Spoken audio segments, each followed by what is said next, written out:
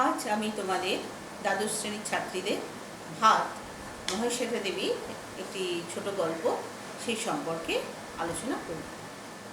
আশা করি তোমরা গল্পটা সকলে পড়েছ। আমি সেই ধরে নিয়ে আলোচনায় প্রবেশ করছি। প্রথমে আমি লেখিকা মহেশ্বেতা দেবী সম্পর্কে কিছু কথা বলি। মহেশ্বেতা দেবীর জন্ম হচ্ছে 14ই জানুয়ারি 1926 সাল, ঢাকা। তার বাবা হচ্ছেন মনীশ ঘটক, যিনি যুবনাশ্য ছদ্মনামে লিখতেন। পত্রিকার সম্পাদক এবং কল্লোল যুগের একজন কবি এবং সাহিত্যিক। তার মা ধরিত্রী দেবী, তিনি একজন সাহিত্যপ্রেমী এবং স্ববৃত্তে সমাজসেবী। এই বাবা এবং মায়ের প্রভাব মহেশ্বেতা দেবীর জীবনের উপরে বেশ পড়েছিল। একাধারে তিনি যেমন সাহিত্য সৃষ্টি করেছেন এবং একই সঙ্গে তিনি সমাজে যে অন্তর্যোশ মানুষজন তাদের মধ্যে মিশেছেন, তাদেরকে যতদূর সম্ভব সেবা করা বা তাদের কাজে সুবিধা মতন করা, মানে তাদেরকে সাহায্য করা, সে কাজগুলো তিনি করেছেন। এবার মহেশ্বেতা দেবীর কয়েকটি রচনা সম্পর্কে তোমাদের জানাচ্ছি।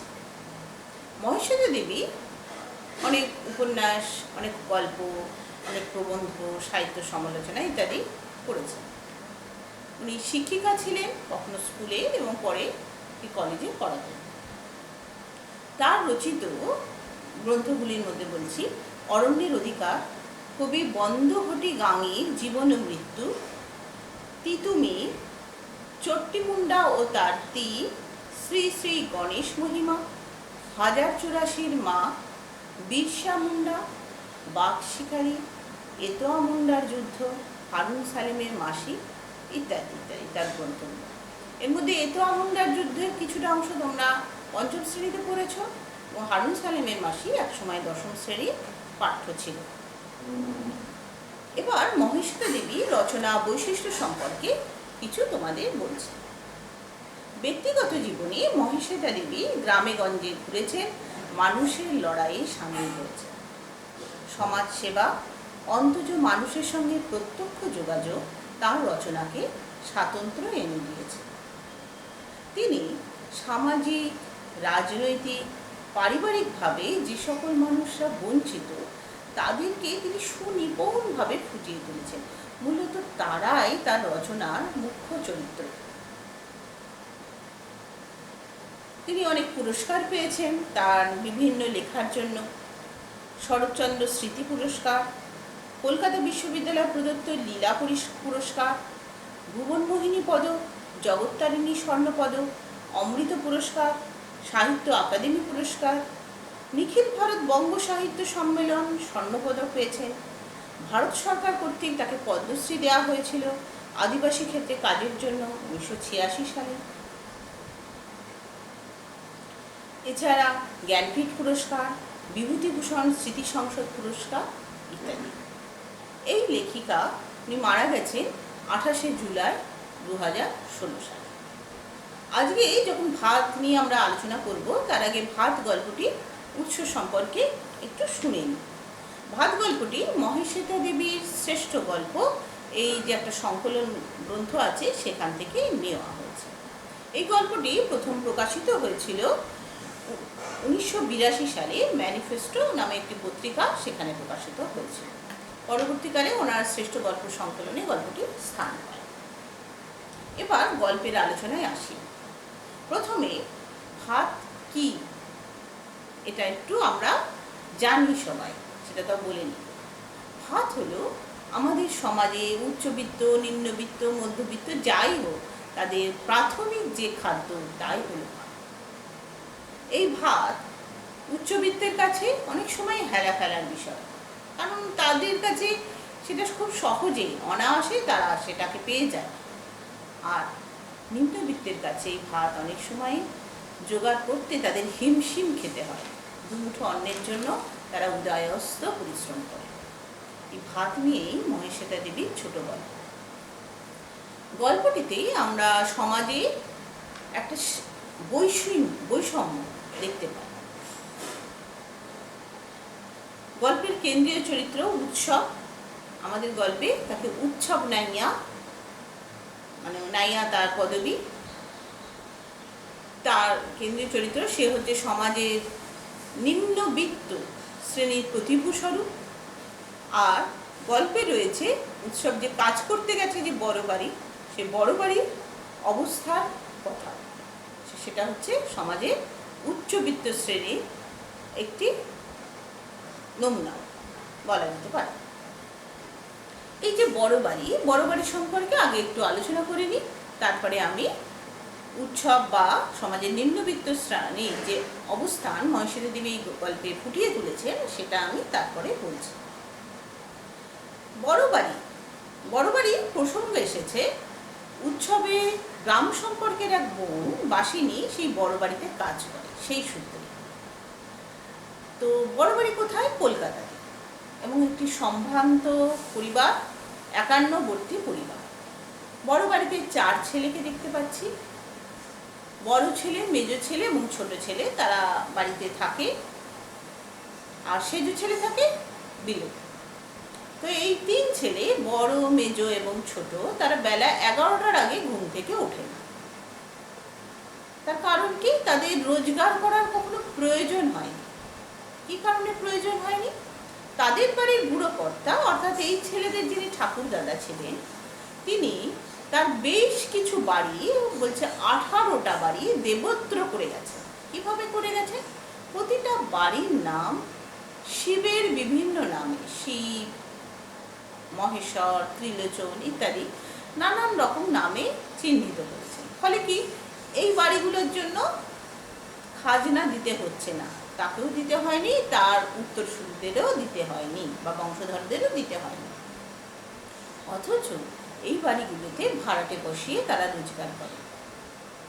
এছাড়া এদের আরও সম্পদের উৎস কোথায়? যে বাদা অঞ্চল, সুন্দরবনের যে নিম্নভূমি অঞ্চল, সেই বাদা অঞ্চলে এদের অসাগর জমি আছে। অসাগর কেন বলছেন? অসাগর মানে সুন্দরবনের পরে কি বঙ্গোপসাগর আছে, এই বঙ্গোপসাগর অবধি বিস্তৃত তাদের জমি, এবং সেখান থেকে তাদের সমস্ত ধান, বছরের সব কিছুই আসে। ধান চালে তাদের চিন্তা করতে হয় না। এবং সেখানে এতটাই প্রাচুর্য আমরা দেখতে পাই যে গল্পটিতে, যে দিনের মধ্যে 5 রকম ভাত রান্না হয়।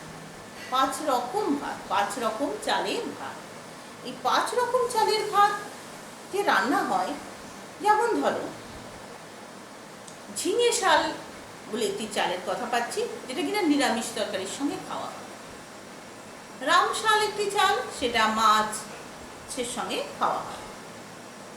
কনক পানি চালটি বড়বাবু খেতে ভালোবাসেন, ওদের তার জন্য সেটি রান্না করা হয়।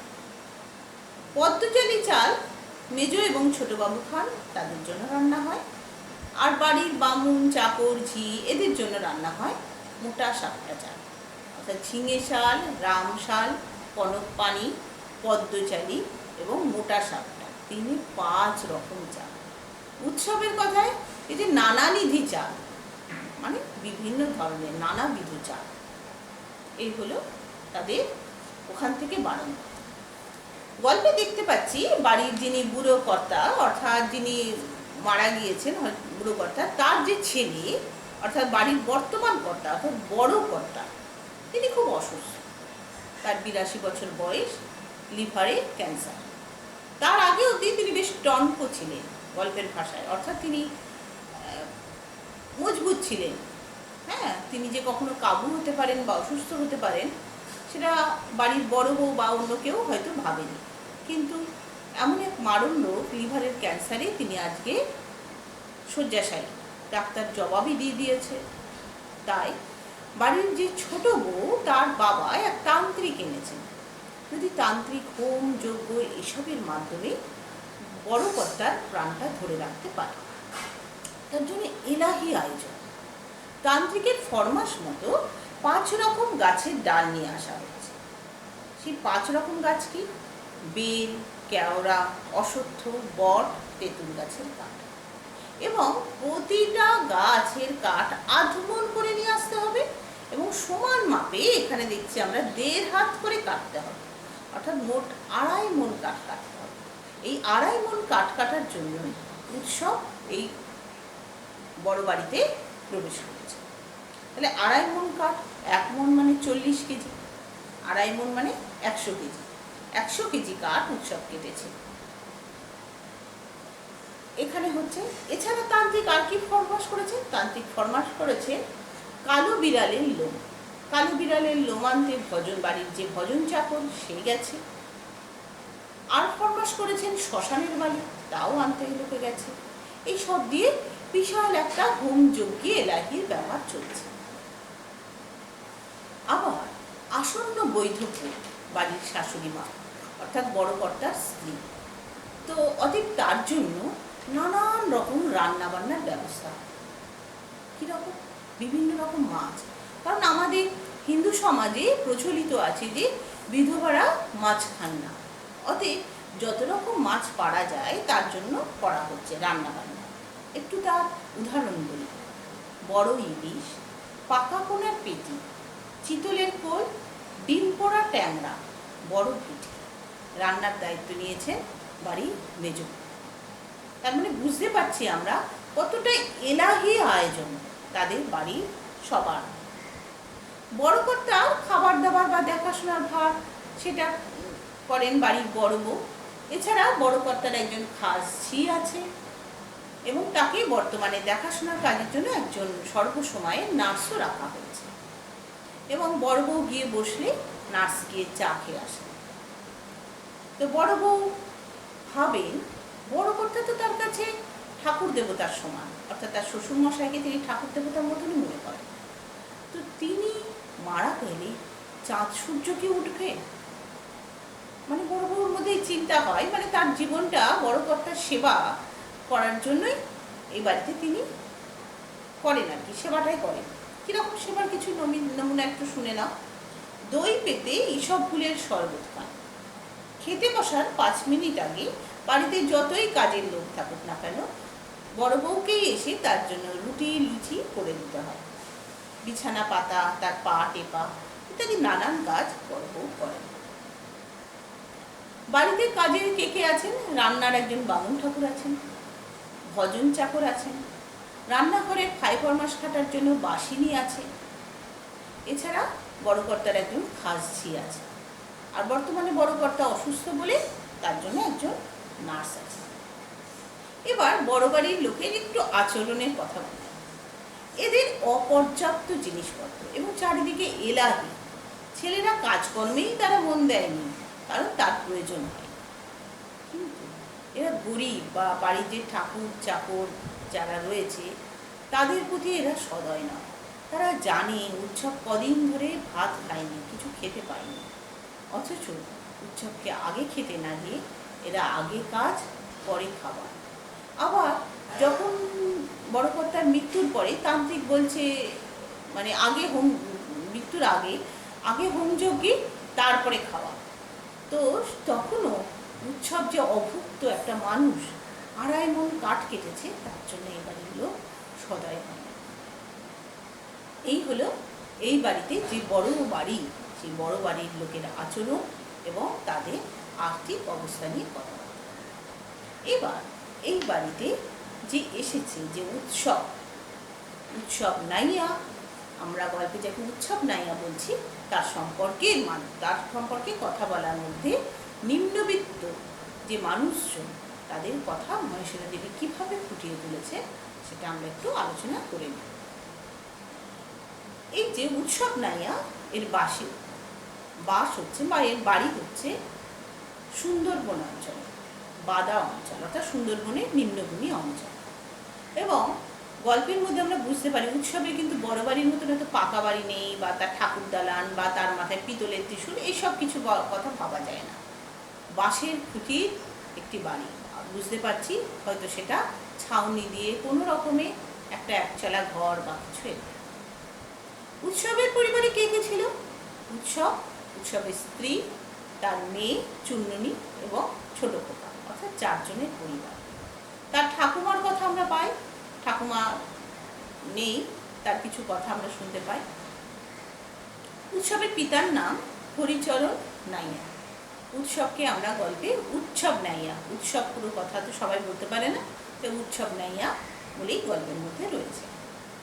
উৎসব হচ্ছে একজন ভূমিহীন কৃষক, তার নিজের জমি নেই, সে সতীশ মিস্ত্রির জমিতে সে চাষ করে এবং তাতেই বছরে কয়েক মাস সে খেতে পায়। যখন সতীশ মিস্ত্রি 3 ধরনের ধান, মোটা, হরকুল, পাটনা, এই 3 ধরনের ধানে মরক লাগলো, অর্থাৎ অসময়ে গাছগুলো খড় হয়ে গেল, উৎসব কেঁদে ফেলেছে। তখন সাধন দাস, গল্পের আরেকটি চরিত্র, সে উৎসবকে বলছে, মনিবের ধান নষ্ট হয়েছে, তার জন্য তুমি কাঁদছো কেন? উৎসব বলছে, লক্ষ্মী না আসতেই ভাসান গেছে, কাঁদবো না? আর সারা বছর খাবো কি? আসল কথা তো এটাই। যদি সতীশ মিস্ত্রির ধান চাষ হয়, চাষ করলে উৎসব ভাগে কিছু ফসল পায়, তাতেই ওর বছরের কয়েকটা মাসের খাবার জুটে যায়। কিন্তু সেই ধান যদি মরক লেগে নষ্ট হয়ে যায়, তাহলে উৎসব খাবে কি? তো মরক লাগার পর থেকেই উৎসবটা এক পেটা আধ পেটা খেয়ে থাকে। যেদিন ঝড় জল হয়েছিল, সেই দিনকে রাত্রে উৎসবের পরিবার এবং গ্রামের আরও উৎসবদের মতন যে সমস্ত মানুষরা রয়েছে, তাদের পরিবারের লোকজন পেট ভরে খেয়েছিল। কী দিয়ে খেয়েছিল? হিঞ্চে সিদ্ধ, হিঞ্চে শাক সিদ্ধ, গুগলি সিদ্ধ, নুন আর লঙ্কা পোড়া দিয়ে পেট ভরে খেয়েছিল। খেতে খেতে চুন্নুনির মা অর্থাৎ উৎসবের স্ত্রী বলছে, আকাশের গতি ভালো নয়, দেবতার গতি ভালো নয়, যারা মাঝিরা নৌকা নিয়ে গেছে তারা বোট নিয়ে ফিরতে পারলে হয়। সেই রাতে প্রচন্ড ঝড় ঝড়, বাঁশের খুঁটিটাকে দাবিয়ে ধরে উৎসব ঘরটাকে আঁকড়ে রাখার চেষ্টা করছে মাটির সঙ্গে। চুন্নুনির মা তার ছেলে মেয়ে দুটোকে জাপটে ধরে শীতে ভয়ে কাঁপছে। এই দুর্যোগের রাত পোহালেই হয়। হঠাৎ বিদ্যুতের চমক, মাতলা নদী, সুন্দরবনের একটি নদী, মাতলা নদীর সফেন জল সব দেখতে পেল। সব রাগ আর চিৎকার করতে লাগলো, চুন্নুনির মা তোরা কোথায় গেলি? রাগ আর না কেন? তোরা সাড়া দিচ্ছিস না কেন? পরদিন সকালে সেই ভাঙা ঘরের চালার নিচে পরদিন এবং আরও কয়েকটা দিন ধরে উৎসব পাগলের মতন খুঁজতে থাকে চুন্নুনির মাকে, চুন্নুনিকে, ছোট খোকাকে। কোথায় তারা? একটু যদি তারা সাড়া দেয়, সাড়া দেয় না। সাধন এসে বলে, তুমি পাগল হয়েছ? তুমি তো গাছে বেঁধে তোমার প্রাণ বেঁচে গেছে। অর্থাৎ উৎসবের পরিবার মাতলার ঝড়ে, মাতলা নদীর বন্যায় আর সেই ঝড় জলের রাতে মাটিতে লুটোপুটি খেল, তার পরিবারের সবাই জলের তোরে ভেসে গেছে। এই পরিবারকে হারিয়ে উৎসব পাগলের মতন হয়ে গিয়েছিল। সে বাড়ি বাড়ি খুঁজে ফিরছে তার বাড়ির লোকজনগুলোকে। এইদিকে সেই সময় সরকারি ত্রাণ তহবিল থেকে খিচুড়ি দেওয়া হচ্ছিল, কিন্তু উৎসব তো তার পরিবারকে খুঁজছে, সে খিচুড়ি খেতে যায়নি। তারপরে যখন প্রচণ্ড খিদে, তার সেই প্রাথমিক খিদের চাহিদা আর যখন মাথা ছাড়া দিয়ে উঠল, তখন খিচুড়ি দেওয়ার পালা শেষ। তখন চলছে ড্রাই ডোরি, অর্থাৎ শুকনো খাবার দেওয়া হচ্ছে। উৎসব তখন চাল চিবিয়ে খাচ্ছিল আর ভাবছিল কলকাতা গেলে কেমন হয়। সাধনবাবু বলছে, ভাত ভাত করছো এখানে? না, সাধনবাবু বলছে যে এখানেই থাকো, সরকার ঘর করার জন্য টাকা দেবে। সতীশ মিস্ত্রি বলছে, ভাত ভাত করছিস কেন? দেখো, বউ ছেলে মেয়ে মারা গেছে, এখন ও এখনো ভাত ভাত করছে। আসল ব্যাপারটা কি বলতো, যে কয়েকদিন মানে ঝড় জলের আগেও এক পেটা আধ পেটা খেয়ে রয়েছে, তারপর ঝড় জলের পরেও না খাওয়া, তারপরে শুকনো কিছু চাল চেবানো, তার কাছে ভাত পেটের যে খাবার সেটা না পেলে সে কি আর মানুষ থাকে? সে তো তখন প্রেতের মতন আচরণ করে, তার সমস্ত বুদ্ধি তো কেমন হয়ে যায়। পরিবারের সবাইকে হারিয়ে শোকে পাগল, কয়েকদিন ধরে না খাওয়া মানুষটা, তার তো তখন ভাত, সেই তখন মনে পড়ে যে বাসিনী যে বড় বাড়িতে কাজ করে সেখানে হেলা ঢেলা ভাত, অর্থাৎ হেলে ফেলে ঝুলিয়ে তারা ভাত খায়, আর তা সেখানে যাবে এবং সেখানে খেয়ে মেখে আসবে। তারপরে উৎসব, প্রেত থেকে মানুষ হবে। তারপরে উৎসব, তার বউ ছেলে মেয়ের শ্রাদ্ধ করবে, সে আবার ক্যানিং ধরে বাড়ি ফিরবে। উৎসব এটাই ভাবে। আচ্ছা, সে বাসিনীর বড় বাড়িতে উৎসব এবার কাজে আসে। আমরা কাজ যারা করে আমরা সবাই জানি পারিশ্রমিক মূল্যের বিনিময়ে আমরা কাজ করি, অর্থাৎ কিছু অর্থমূল্য পাই এবং তার বিনিময়ে আমরা কাজ করি, সকলেই তাই। উৎসব কিন্তু এখানে মূল্য বলতে কোনো অর্থ নয়, পেট ভরে একটু ভাত খাওয়া, একটু রান্না করা ভাত। সে বলছে কতদিন আদা ভাত খায়নি, অর্থাৎ রান্না করা ভাত খায়নি। তো সেই ভাতের চুক্তিতে সে এখানে কাজ করতে আসে। আমি এর আগেই বলেছি তাকে 2.5 মণ কাঠ কাটতে হবে। সে 2.5 মণ কাঠ কাটছে, আর বাড়ির লোক তাকে বলছে আগে কাজ করে না, তারপরে ভাত। বাসিনী গ্রাম সম্পর্কে যার তার বোন, সে লুকিয়ে উৎসবকে একটু ছাতু দিয়ে যায়। বাসিনীর মধ্যে আমরা একটু মানবিকতা দেখতে পাই, কিন্তু সে সমুদ্রের শিশির পড়ার মতো। ওই ছাতুটুকুতে উৎসবের অত পেটে কোন কোনায় সে হারিয়ে যায়। তার এই যে কয়েকদিনের ক্ষুধা, সে ক্ষুধা ওই ছাতু কি করে মেটাবে? তারপরে যাই হোক, খিদের জ্বালায় কাজ করে উৎসব কখন ঘুমিয়ে পড়ে। সে যখন বলে যে তাসপিঠতে আসা ছেলেগুলোকে বাড়ির কথা, তার দুঃখের কথা, তারা অস্বস্তিতে পড়ে। তারপর বাড়ির বড় কর্তা মারা যায়। এবার বড় পিসিমা নির্দেশ দেন সমস্ত খাবার দাবার ফেলা যায়। উৎসব তার বুদ্ধি স্থির করে ফেলে। সে বাসিনীর হাতে বলে যে ওই মোটা চালের যে ডেকচিটা আছে ওইটা দে, ভারীটা আমাকে দে, আমি ফেলে দিয়ে আসি। বাসিনী বুঝতে পারে ক্ষুধার্ত উৎসব কেন ওই ডেকচিটা নিতে চাইছে। সে বলছে অসুচ বাড়ির ভাত খেওনি দাদা। উৎসব তখন বাদার কামটের মতন হিংস্র ভঙ্গি করে। কামট কি জানো? কুমিরের মতন একরকম প্রাণী, একটু ছোট সাইজের। সে দাঁত মুখ খিচি হিংস্র ভঙ্গি করে। উৎসব তো তখন মানুষ থাকে না, সে তো প্রেত হয়ে গেছে। খাবার কয়েকদিন ধরে না খেয়ে খেয়ে অভুক্ত, এবং ভাতের উতাসে সে 2.5 মণ কাঠ কেটেছে। তার তো শরীরে সে ক্ষমতা ছিল না অ্যাকচুয়ালি। তো সেই ভাত ভরা ডেকচিটা নিয়ে উৎসব দৌড়াতে থাকে। দৌড়াতে দৌড়াতে সে স্টেশনে এসে পড়ে এবং সেখানে ভাতের মধ্যে হাত ঢুকিয়ে সে পরম তৃপ্তি অনুভব করে। সে খাবলে খাবলে ভাত খেতে থাকে এবং সে ভাবে তার ভেতরে যে অভুক্ত তার স্ত্রী, তার পুত্র, তার কন্যা, তারা যেন তার মধ্যে বসে খাবার খাচ্ছে। সে সবাইকে বলছে তোরা খা, তোরা খা বলে সে খেতে থাকে, গ্রাসে ভাত খেতে থাকে। খেতে খেতে ভাবে খাওয়া হয়ে গেলে সে ক্যানিং হয়ে আবার দেশে ফিরবে। যে মহানাম সৎপতিকে দিয়ে যে শ্রাদ্ধ করাতে পারেনি তার স্ত্রী, পুত্র, কন্যাদের, কারণ মহানাম সৎপতির অন্যান্য গ্রামে ঠিক এইভাবে বন্যায় মৃত লোকেদের শ্রাদ্ধ করে আস্তে আস্তে সময় লাগছিল। সে ভাবে এবার হয়তো গ্রামের লোকের পরামর্শ মতন সে কালীঘাটে বউ ছেলে মেয়ের শ্রাদ্ধ করবে, তারপর ক্যানিং ট্রেন ধরে বাড়ি ফিরবে। কিন্তু উৎসবে ফেরা হয়। খেয়ে ধেয়ে ভাতের ভারে উৎসব ডেকচির কানায় মাথা লাগিয়ে ঘুমিয়ে পড়ে। ঘুম ভাঙেনি। ঘুম যখন ভাঙলো তখন এখানেই ছোট গল্পের চমক। তখন দেখতে পেলাম যে পিতলের ডেকচি চুরির অপরাধে লোকজন তাকে ধরে থানায় জমা দিয়েছে। যে উৎসব বড় বাড়ির বাদার খোঁজ করবে বলেছিল, যেখানে তার মতো নিরন্ন মানুষেরা সমুদ্রে যারা কিনা চাষবাস করে ধান ফলায়, অথচ যারা অভুক্ত থাকে, যারা ভাত পায় না, তারা তাদের সকলকে সেই বাদার খোঁজ দেবে। উৎসবে আর বাদার খোঁজ করা হয় না। উৎসবের জীবন সংগ্রাম এখানেই থেমে যায়। তার স্থান হয় জেলে, কি না বড় বাড়ির পিতলের ডেকচি চুরির অপরাধ।